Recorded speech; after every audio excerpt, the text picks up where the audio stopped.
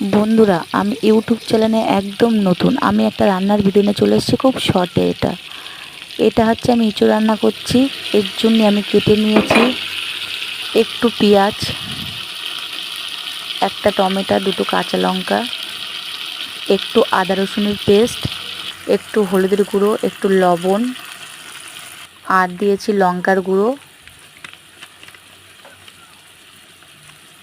আর ইঁচড়টা আমি আগে থাকতে কেটে রেখে দিয়েছিলাম, এটা আমি সেদ্ধ করিনি। দিয়ে এটা ভালো করে কষে, ভালো করে একটু বেশি করে কষবেন। কষে কষে একটু ঢাকনা দেবেন। ঢাকনা দিয়ে এটাকে একটু জল দিয়ে 15 মিনিটের জন্য ছেড়ে দেবেন। দিয়ে রেডি হয়ে যাবার পরে একটুখানি গরম মশলা, কি যে যেমন খায়, মিট মশলা দিয়ে লাগাবেন। দেখবেন খুব শর্টে রান্নাটা, ইঁচড়টা খুব ভালো হয় খেতে।